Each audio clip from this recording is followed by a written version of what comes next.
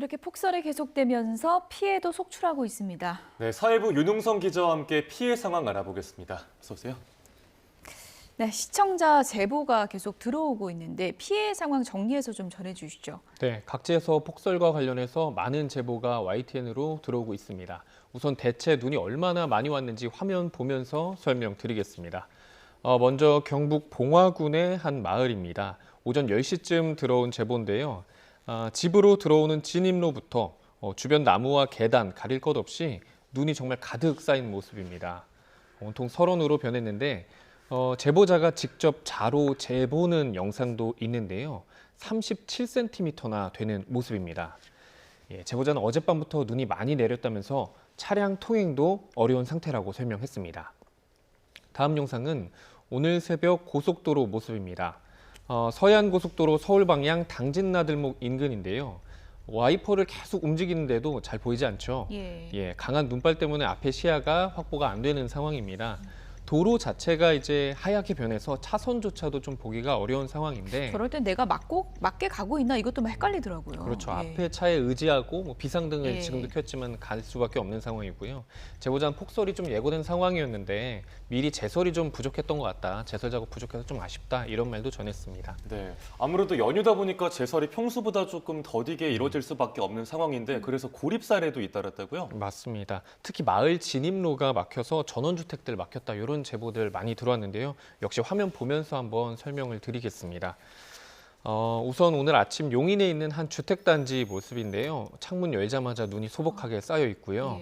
눈 밖으로도 보면 굉장히 많은 눈들 쌓이고 마당 같은 것들도 보이질 않고 저 정도면 차량 바퀴도 다 잠겼겠어요? 그랬을 것 같습니다. 온 세상이 하얗게 변한 모습인데요. 제보자는 차량으로 이동하지 못하는 상황이라서 마을 입구에 주차하고 걸어서 주민들이 이렇게 이동하고 있다. 또 이틀째 눈이 계속되고 있어서 하루에 2번씩 오전, 오후로 치워도 표시가 나지 않아서 오늘은 좀 눈이 그치길 기도하고 있다. 이렇게 말씀 전했습니다. 다음은 오늘 아침 8시 반쯤 경기 안성시 금광면에 있는 전원주택입니다. 마찬가지로 나무와 계단 난간, 소복하게 눈이 쌓였고요. 처마에는 고드름이 가득 매달려 있는 모습입니다.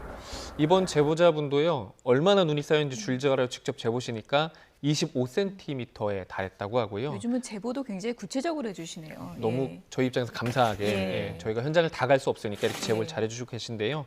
차량 운행이 안 될 정도로 완전히 고립됐다 이렇게 전해주셨습니다. 이렇다 보니까요, 마을 주민들이 직접 제설에 나선 곳도 있습니다. 지금 보시면 멀리서 트랙터가 도로에서 달려오고 있는 모습인데요. 오늘 오전 충남 논산시 상월면에 있는 마을 상황입니다. 눈을 치우면서 달려오는 거는 트랙터입니다. 트랙터. 농작업에 이용되는 트랙터가 오늘은 제설차로 변한 건데요.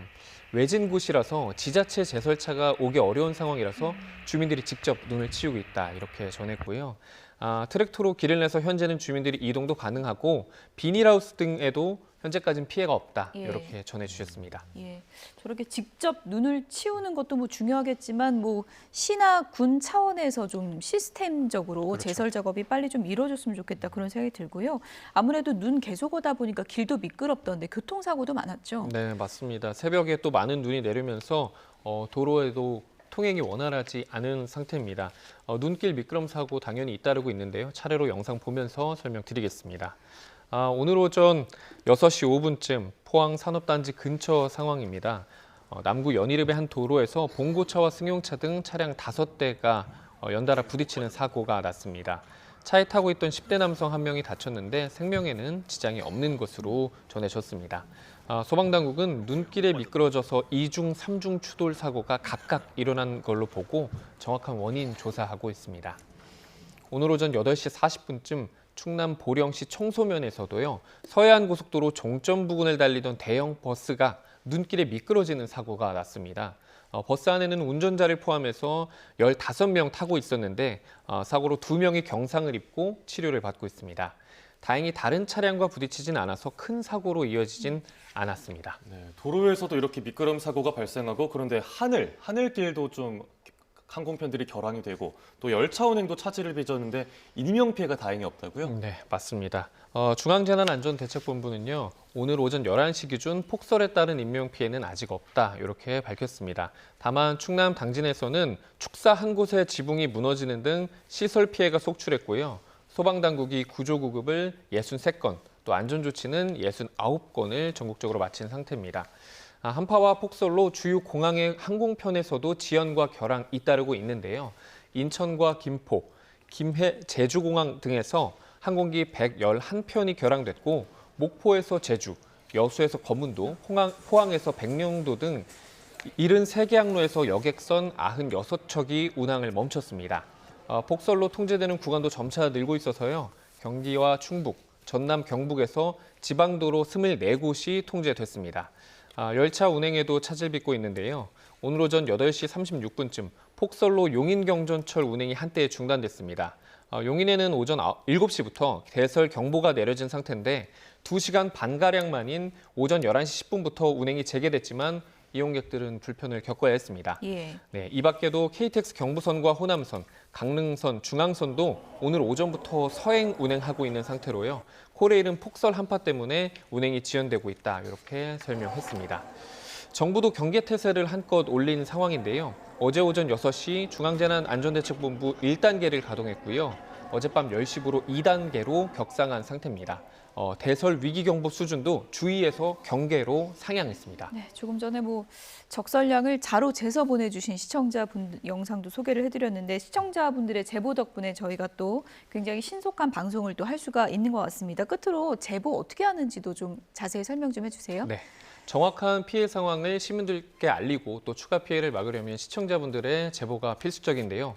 카카오톡에서 뉴스는 YTN과 제보는 YTN 검색하시면 친구 추가해서 쉽게 제보할 수 있습니다.